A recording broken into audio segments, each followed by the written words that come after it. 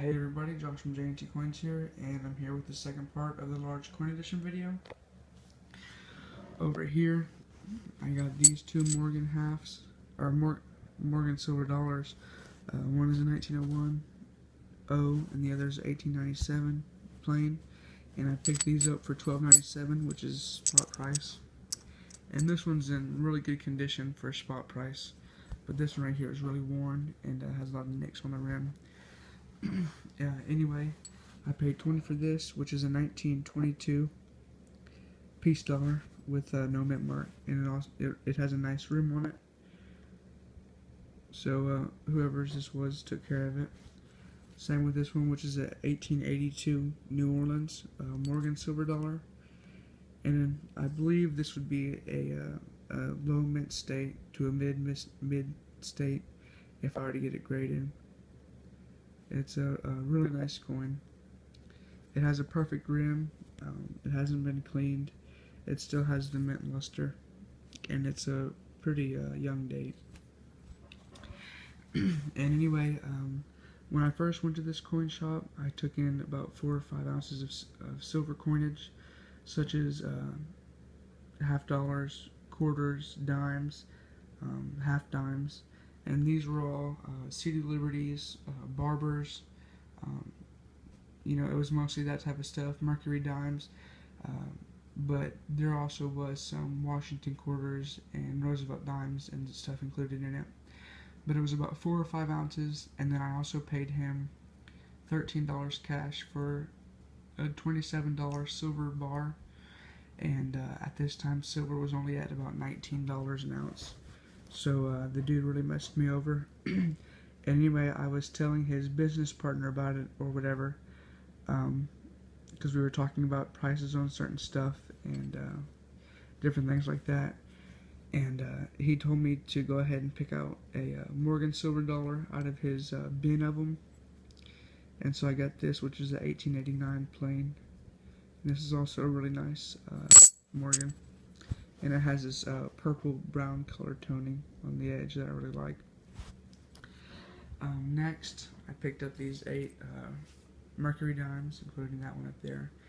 And I paid $1.25 a piece for these, so about 10 cents over spot right now. And anyway, these are all like 1941 to 1945, because he didn't have any good dates, and these were the best ones. And I didn't want to spend, even though it was just over spot, I didn't want to spend the money on trash coins. So I got the best ones that he had out of his bag of them. And then this right here was sitting on his counter when I first walked in.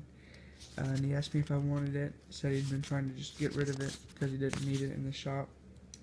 So I took it. It's some sort of Russian bill. Or at least he said it was a Russian bill. So that's pretty cool. Next, I picked up 6 Franklin half dollars, a 1952 plain, a 1957, and 2 1958 Ds.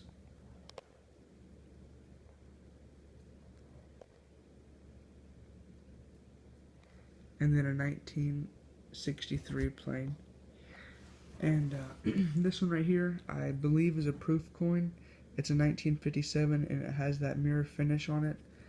And I'm pretty sure in 1957 they didn't have the cameo on the coins, or on the proof coins. So if anybody knows if this is a proof coin or if it was just in one of the mint sets, and they could tell me, that would be greatly appreciated. But it looks, brand new. The edge of it is really nice. It's a full edge, and there's not that much wear on it. Next, I went to a yard sale, and I picked up this right here, which is a wartime coinage poster, and it has the 1942, 43, and 44, 40, and 45 PDNS, except for the 42, which is only PNS because the D, or the Denver Mint, didn't make silver in 1942, but there's 11 total silver war nickels on here, and they asked $10 for it, but I only paid, or I talked them down to 8, And then I was looking at this, and they said they would do 10 for both this and this. And this has a 1914, a 1924, a 1935, a 1958D wheat pennies in it, and then it also has the 1943 plain steel penny in it.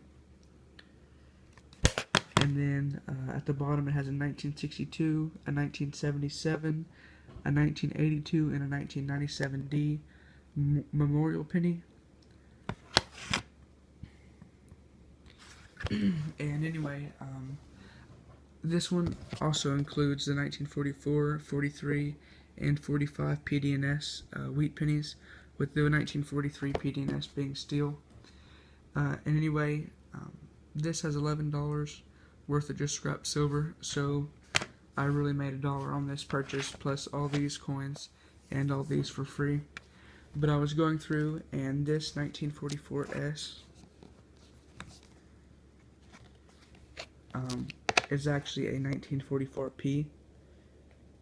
So I'm going to go through my silver war nickels and see if I have a 44S to replace it, because I may sell this and I might keep it. Anyway, I paid with a $20 bill, and they gave me this as change. And it's not old, or I mean, it's not, you know, anything special or rare, but it is a series 1985 $10 bill, and they're not that common to find out in circulation. This one's a little beat up, and there's nothing interesting with the serial numbers, but it's old, and so I'm going to keep it.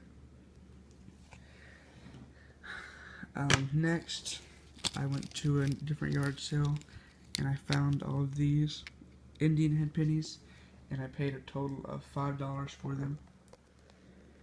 This one is a 1888, and this one is a 1903, and both of these you can read Liberty on the headbands. And then here's an 1882 Indian head, 1899, and then another 1899, and this one looks like it's been cleaned. And then this one right here is a 1905. But these four are kind of worn, and these two you can read the Liberty on. But anyway, I hope you enjoyed, and please remember to like, rate, and subscribe.